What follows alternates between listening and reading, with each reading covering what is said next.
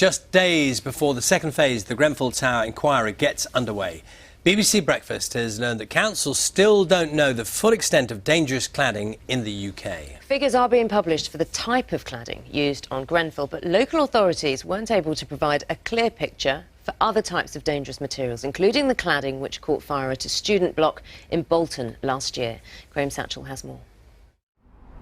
At the base of Grenfell Tower, the writing on the wall is a call for justice. For many here, there are still big questions to be answered. It's why, for survivors like Tiago Alves, the resumption of the inquiry next week is critical.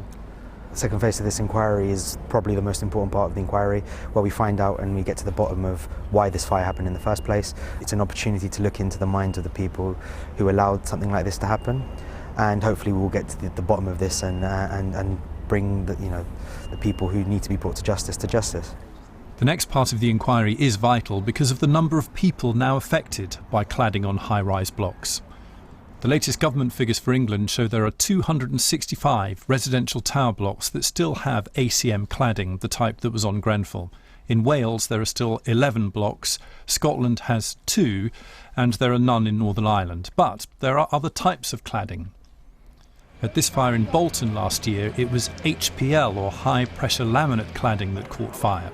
Every tower block in the country is being tested, but the government hasn't published figures on buildings with HPL cladding. So we did a Freedom of Information request to all local authorities across the country asking about different forms of cladding. 209 local authorities responded, and what we now know is that 1 in 3 high-rise residential blocks have some form of cladding. 99 are covered in HPL cladding, although the final figure will be much higher. We also asked NHS trusts about hospitals. 75 hospital buildings have ACM cladding and 50 have HPL. But that is by no means the full story, because a number of trusts and councils wouldn't give us the information. Here in Tower Hamlets, for example, which has 700 tower blocks, they said it's too early to know how many buildings are covered in HPL cladding. And Enfield Council said to tell us the information would constitute an endangerment to the mental health of the residents in the blocks. We showed our findings to Tiago. This really is a scandal that needs to be taken very, very seriously. Someone needs to address this, because if someone doesn't, then there's going to be more lives lost in the future. What started as a tragedy at Grenfell has now spread across the whole country. This is Leeds.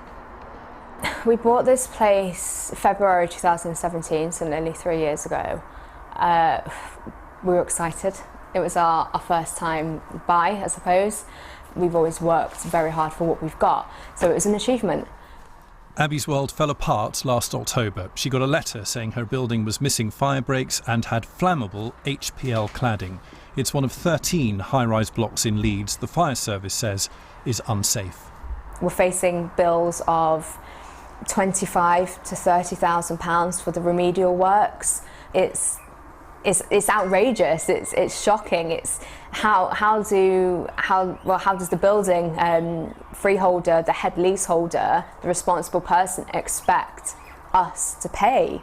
We wanted to start a family, but we can't start a family. We're trapped in the situation. We live in an unsafe building and we can't pay to fix it. What are we expected to do? We're just left here to suffer on our own. You've got a small space, you want a bigger space, start a family and move on with the biggest can. A cafe in Manchester, and we meet a group called the Cladiators.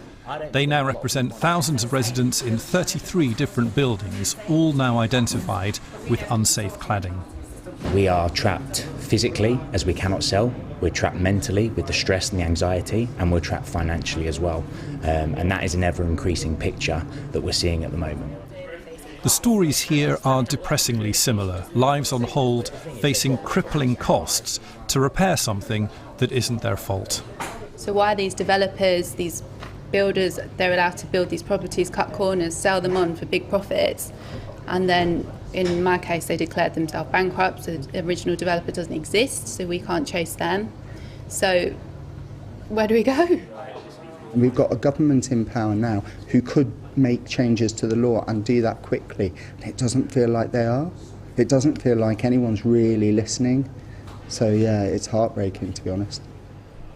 The government told us it's committed to bringing about the biggest change in building safety for a generation and will start naming and shaming building owners who haven't started remedial work. But more than 2.5 years after the fire at Grenfell Tower, there are still thousands of people living in hundreds of tower blocks that are unsafe. Graham Satchell, BBC News.